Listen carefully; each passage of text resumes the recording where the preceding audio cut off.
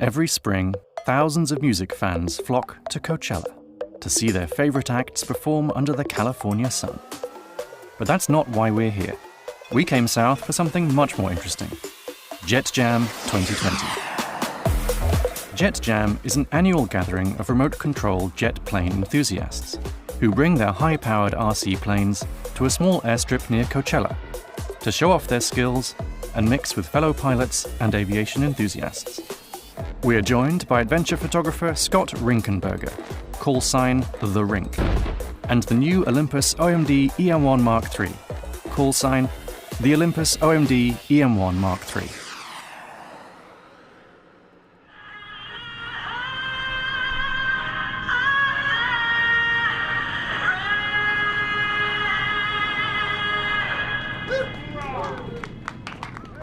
Okay, Scott, we're in Coachella. Yes, we are. What are we here to do? Well, we're here at the 2020 Jet Jam, very important gathering for the RC jet plane community. There's 60 jets here, we've been told. 60 jets? Yeah, 60 jets, 2 days. And these things are big, they're detailed, they're fast, they're noisy. I love the smell of jet fuel in the morning. And we have the Olympus EM1 Mark III. This is the weapon of choice for this event. Yep. I memean, you've used the Olympus system a lot. What are you looking forward to most about shooting with this? You know, I got interested in the Olympus system a long time ago when they first kind of launched the Micro Four Thirds platform, and the size of glass and the reach of the glass is incredible. It's so much more user-friendly in terms of lugging it around all day. Like the planes at Jet Jam, the 20-megapixel OMD EM1 Mark III is small, powerful, and very fast. It can shoot at up to 60 frames per second with focus locked, and up to 18 frames per second with AF tracking. Unlike the planes at Jet Jam, the EM1 Mark III is also very tough, and sealed against dust and moisture. In-body stabilization can deliver up to 7.5 stops of vibration correction. A new handheld high-res shot mode uses the stabilization system to create 50-megapixel images in camera without the need for a tripod. As well as stills, the EM1 Mark III can also capture detailed 4K footage. In fact, everything you'll see in this video was shot and filmed handheld on the EM1 Mark III. Yeah, I'm watching a pretty dynamic scene unfold here, so we're going to have our hands full trying to keep the lenses tracking. Yeah, I think it's going to be tricky just keeping these things in the frame, but we'll find out. Indeed. Welcome to the danger zone. I just made that up. With something like this where, you know, I'm not deeply versed in the culture of RC jet flying at all, I'm kind of looking at this with the eye of a student of the culture, first and foremost. Oh no, it's a Cutlass, I think. Oldsmobile? Actually a Grumman Cougar, not a Cutlass. It's a totally different plane. I'm so embarrassed. As far as photographing the jets themselves, it's just going to be to find interesting ways to get them into context in the landscape. When they do get into the part of the landscape that I'm trying to actually compose them into, I'm already tracking their focus. I've already got a bead on them effectively. 2005, 6. There are no pilots in the planes, which means the planes can move extremely erratically. You sort of forget you're looking at a model until it takes off and then immediately goes up to 200 feet. Right. United States, we can only fly at a maximum speed of 200 miles an hour. So this does 200 plus. I'm sure it does. It looks like it does. It's a fun airplane. When you get to spend 6 months building it and see it fly, it's a lot of fun. It's great. So how many of these do you have in total? What's your garage look like? 68 jets. Wow.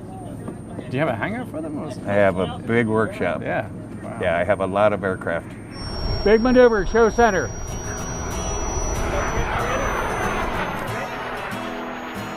You know, the most effective lens we've got with us is this 300 millimeter lens.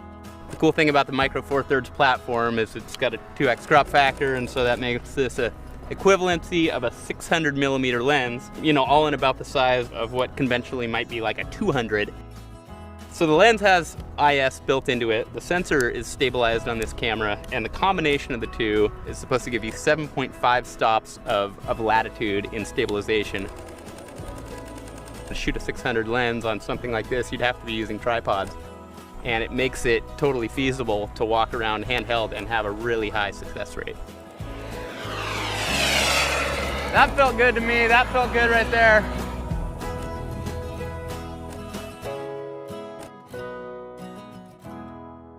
Day 2 started early, with the moon still high over the San Jacinto Mountains.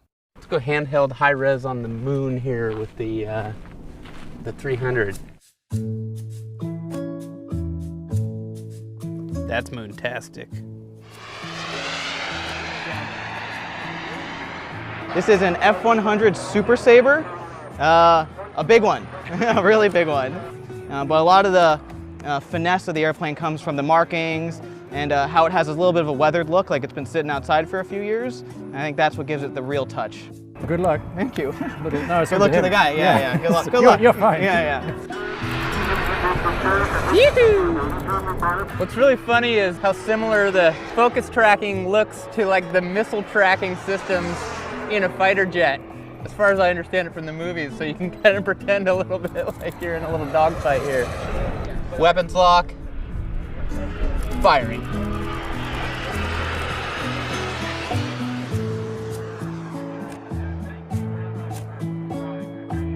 Great shot.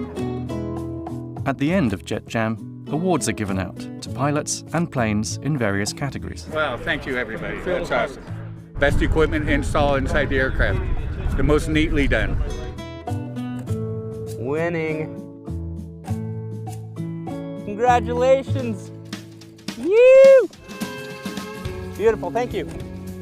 With Jet Jam 2020 nearing an end, Scott wanted to get one more picture. I'm gonna get the shot of the day right now. Feeling it, feeling it.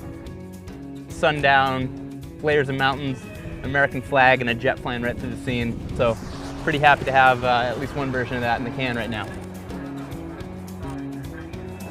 What a great place. Well, that's all for Jet Jam 2020, but I'm already looking forward to next year. Awesome, thank you. For DP Review, I'm Barney Britton, signing off.